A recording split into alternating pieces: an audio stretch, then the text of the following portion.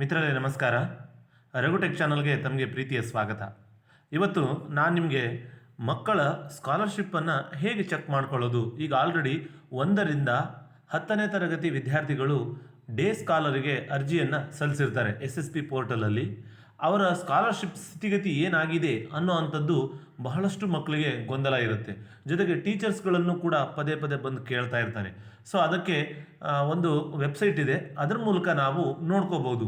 ಹಿಂದಿನ ಒಂದು 5-6 ವರ್ಷಗಳ ಹಿಂದಿನ ಮಾಹಿತಿಯನ್ನು ಕೂಡ ಇದರಲ್ಲಿ ನಾವು ಚೆಕ್ ಮಾಡ್ಕೋಬಹುದು, ನಮಗೆ ಸ್ಕಾಲರ್ಶಿಪ್ ಬಂದಿದೆಯೋ ಇಲ್ವೋ ಅನ್ನೋ ಅಂಥದ್ದನ್ನು.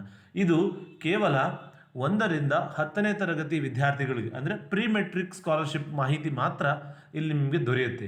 ಸೊ ಹೇಗಪ್ಪ ನಾವು ಚೆಕ್ ಮಾಡ್ಕೊಳ್ಳೋದು ಅಂತ ಹೇಳಿದ್ರೆ, ನಮ್ಮ ಹತ್ರ ಈಗ ಮೊದಲಿಗೆ ಮಗುವಿನ STS ನಂಬರ್ ಇರಲೇಬೇಕು. ಸೊ ಅದನ್ನು ಇಟ್ಕೊಂಡು ನೀವು ಚೆಕ್ ಮಾಡೋದಕ್ಕೆ ಪ್ರಾರಂಭ ಮಾಡಬೇಕು. ಅದು ಹೇಗಪ್ಪ ಅಂತ ಹೇಳಿದರೆ, ಇಲ್ಲಿ ಈ ವಿಡಿಯೋದ ಡಿಸ್ಕ್ರಿಪ್ಷನ್ ಬಾಕ್ಸಲ್ಲಿ ಒಂದು ಲಿಂಕ್ ಇದೆ. ಆ ಲಿಂಕಿಗೆ ಹೋಗ್ಬಿಟ್ಟು ನೀವು ಚೆಕ್ ಮಾಡ್ಕೋಬೋದು. ಅದು ಹೇಗೆ ಚೆಕ್ ಮಾಡ್ಕೋಬೇಕು ಅನ್ನೋ ಅಂಥದ್ದನ್ನು ಮೊದಲು ನೋಡ್ಕೊಬಿಡಿ. ಆಮೇಲೆ ನೀವು ಆ ಲಿಂಕನ್ನು ಬಳಸ್ಕೊಂಡು ನೀವು ಸ್ಕಾಲರ್ಶಿಪ್ಪನ್ನು ಚೆಕ್ ಮಾಡ್ಕೋಬೋದು. ಇದನ್ನು ಪೇರೆಂಟ್ಸು ಕೂಡ ಮಾಡ್ಕೋಬೋದು, ಮತ್ತು ಟೀಚರ್ಸು, ಮಕ್ಕಳು ಯಾರು ಬೇಕಾದರೂ ಕೂಡ ಮಾಡ್ಕೋಬೋದು. ಅದು ಕೂಡ ಮೊಬೈಲ್ ಮೂಲಕವೇ ನೀವು ಈ ಮಾಹಿತಿಯನ್ನು ಪಡ್ಕೋಬೋದು. ಸೊ ಫರ್ದರ್ ನಮಗೆ ಏನಾದರೂ ಸ್ಕಾಲರ್ಶಿಪ್ ಬಂದಿಲ್ಲ ಅಂತ ಹೇಳಿದರೆ, ನಾವು ನಮ್ಮ ಡಿಪಾರ್ಟ್ಮೆಂಟ್ OBC ಡಿಪಾರ್ಟ್ಮೆಂಟ್ ಆಗಿರ್ಬೋದು ಅಥವಾ ಸೋಷಿಯಲ್ ವೆಲ್ಫೇರ್ ಡಿಪಾರ್ಟ್ಮೆಂಟಿಗೆ ಹೋಗ್ಬಿಟ್ಟು ನಾವು ಮಾಹಿತಿಯನ್ನು ತಗೋಬೋದು, ಯಾಕೆ ನಮಗೆ ಕ್ರೆಡಿಟ್ ಆಗಿಲ್ಲ ಅಂತ. ಸೊ ಈಗ ನಾವು ಜಾಸ್ತಿ ಟೈಮ್ ವೇಸ್ಟ್ ಮಾಡೋದಲ್ಲೇ ಹೇಗೆ ಚೆಕ್ ಮಾಡೋದು ಅನ್ನೋದಂಥದ್ದನ್ನು ನೋಡೋಣ ಬನ್ನಿ. ಈಗ ನೀವು ಡಿಸ್ಕ್ರಿಪ್ಷನ್ ಬಾಕ್ಸಲ್ಲಿ ಇರೋವಂತಹ ಲಿಂಕನ್ನು ಕ್ಲಿಕ್ ಮಾಡಿದರೆ ಈ ಪೇಜಿಗೆ ಬರ್ತೀರಾ ನೀವು. ಸೊ ಈ ಪೇಜಿಗೆ ಬಂದ ತಕ್ಷಣ ನಾವೇನು ಮಾಡಬೇಕು, ನಾವು ಎಂಟರ್ ಮಾಡಬೇಕು. ನಮ್ಮ STS ನಂಬರ್ ಏನಿದೆಯಲ್ಲ ಅದನ್ನು ಎಂಟ್ರಿ ಮಾಡಬೇಕು. ನಾನು ಒಂದು STS ನಂಬರನ್ನು ಇಲ್ಲಿ ಎಂಟ್ರಿ ಮಾಡ್ತಾ ಇದ್ದೀನಿ. ನೀವು ಯಾರು ಬೇಕಾದರೂ ಚೆಕ್ ಮಾಡ್ಕೋಬೋದು. ಸೊ ವರ್ಷ, ಯಾವ ವರ್ಷ ಅನ್ನೋವಂಥದ್ದನ್ನು ಕೂಡ ನಿಮಗೆ ಗೊತ್ತಿರಲಿ. ಯಾವ ವರ್ಷದ ಬೇಕಿದ್ರೂ ನೀವು ಸೆಲೆಕ್ಟ್ ಮಾಡ್ಕೋಬೋದು. 2023, 24, 22, 23. ಸೊ ಈ ರೀತಿ ಸುಮಾರು 6 ವರ್ಷಗಳ ಹಿಂದಿನ ಮಾಹಿತಿಯನ್ನು ನೀವು ನೋಡ್ಕೋಬೋದು. ಅದು ಇವೆರಡೇ ಮಾಹಿತಿಯನ್ನು ನೀವು ತುಂಬುವಂಥದ್ದು. ನೆಕ್ಸ್ಟ್ ಹುಡುಕು, ಸರ್ಚಲ್ಲಿ ನಾನು ಸರ್ಚ್ ಕೊಟ್ಟಿದ್ದೀನಿ. ಸೊ ಈಗ ಸರ್ಚ್ ಆಗ್ತಾ ಇದೆ. ಸೊ ಇಲ್ಲಿ ಮಗುವಿನ ಡೀಟೇಲ್ಸ್ ಇದೆ ನೋಡಿ, ಅಕಾಡೆಮಿಕ್ ಇಯರ್ ತೋರಿಸ್ತಾ ಇದೆ 2023. ಸೊ ಇಲ್ಲಿ ಆ ಮಗುವಿನ ಡೀಟೇಲ್ಸ್ ಇದೆ ನೋಡಿ, ಇಲ್ಲೆಲ್ಲವೂ ಕೂಡ ಆ ಮಗುವಿನ ಡೀಟೇಲ್ ಇದೆ. ಸೊ ನಮಗೆ ಬೇಕಾಗಿರ್ತಕ್ಕಂಥ ಮಾಹಿತಿಯನ್ನಷ್ಟೇ ನಾವಿಲ್ಲಿ ನೋಡ್ಕೊಳ್ಳೋಣ. DBT ಮೂಲಕ ಇದು ಬಂದಿದೆ ಅಂತ ಜನರೇಟ್ ಆಗಿದೆ. ಸೊ ಎಷ್ಟು ಸ್ಯಾಂಕ್ಷನ್ ಆಗಿದೆಯಪ್ಪ ಅಂತ ಹೇಳಿದ್ರೆ, ಸಾಂಕ್ಷನ್ ಅಮೌಂಟ್ ಇಲ್ಲಿದೆ ನೋಡಿ, ಇಲ್ಲಿ ಸಾಂಕ್ಷನ್ ಅಮೌಂಟ್ 1,400 ರೂಪಾಯಿ ಪೇಯ್ಡ್ ಆಗಿದೆ. ಸೊ ಯಾವುದಕ್ಕೆ ಪೇಯ್ಡ್ ಆಗಿದೆ ಅಂತ ಇಲ್ಲಿ ತೋರಿಸ್ತಾ ಇದೆ. ಅಕೌಂಟ್ ನಂಬರ್ ಲಾಸ್ಟ್ ಡಿಜಿಟ್ 0010 ಅನ್ನೋವಂತಹ ಅಕೌಂಟ್ ನಂಬರಿಗೆ ವಿತ್ ಡೇಟ್ 6/2/2023 ಸಕ್ಸಸ್ ಆಗಿದೆ DBT ಮೂಲಕ, ಅಂದರೆ ಆಧಾರ್ ಕಾರ್ಡ್ ಮೂಲಕ. ಸೊ ಮುಖ್ಯವಾಗಿ ನೀವು ಗಮನಿಸಬೇಕಾಗಿರೋ ಪಾಲಕರು, ಟೀಚರ್ಸು ಮತ್ತು ಮಕ್ಕಳು ಈ ಮಾಹಿತಿಯನ್ನು ಗಮನಿಸಬೇಕಾಗಿರ್ತಕ್ಕಂಥದ್ದು ಏನಪ್ಪ ಅಂತ ಹೇಳಿದ್ರೆ, ಮೊದಲಿಗೆ ಮಗುವಿನ ಬ್ಯಾಂಕ್ ಅಕೌಂಟಿಗೆ ಆಧಾರ್ ಸೀಡಿಂಗ್ ಆಗಿರಲೇಬೇಕು. ಆಧಾರ್ ಸೀಡಿಂಗ್ ಆಗದೆ ಹೋದರೆ ನಿಮಗೆ ಯಾವುದೇ ಕಾರಣಕ್ಕೂ ದುಡ್ಡು ಬರೋದಿಲ್ಲ.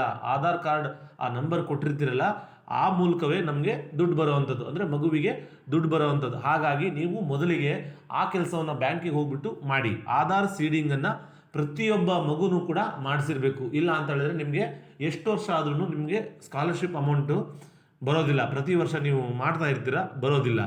ಸೊ ನೆಕ್ಸ್ಟ್ ಇನ್ನೊಂದು ನೋಡೋಣ, ಮತ್ತೊಂದು ತೋರಿಸ್ತೀನಿ. ಸೊ ಅದರಲ್ಲಿ ಬೇರೆ ಥರ ಮಾಹಿತಿ ಬಂದಿರುತ್ತೆ ನಮಗೆ. ಸೊ ಮತ್ತೊಂದು STS ನಂಬರನ್ನು ನಾನು ಎಂಟರ್ ಮಾಡ್ತಾ ಇದ್ದೀನಿ. ಆವಾಗ ನಾವು ಏನು ಮಾಡಬೇಕು, ಕೆಲವು ಪ್ರಾಬ್ಲಮ್ಸ್ಗಳು ಬರ್ತಾವಿಲ್ಲಿ, ಅದನ್ನು ಹೇಗೆ ಸಾಲ್ವ್ ಮಾಡಬೇಕು ಅನ್ನೋವಂಥದ್ದನ್ನು ಕೂಡ ಇಲ್ಲಿ ಹೇಳ್ತೀನಿ.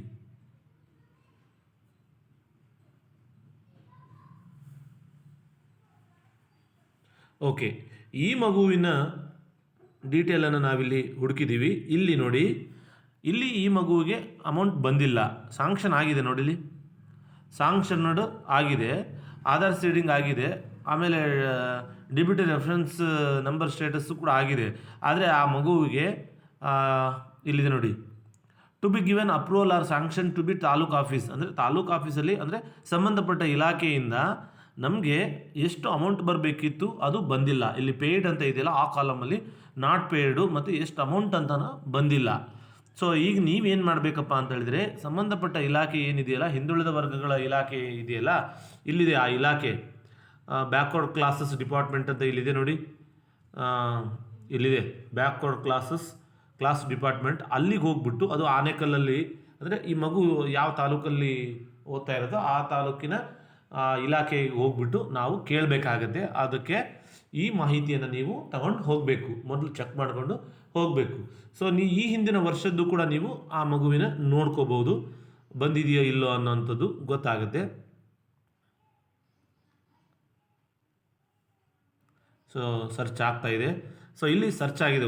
ನೋಡಿ ಇಲ್ಲಿ ವಿದ್ಯಾರ್ಥಿ ವೇತನ ಸ್ಥಿತಿ ಸಕ್ಸಸ್ 900 ರೂಪಾಯಿ ಬಂದಿದೆ. ಯಾವಾಗ 2021 ಜೂನ್ 1ಕ್ಕೆ ಅದು ಬಂದಿದೆ.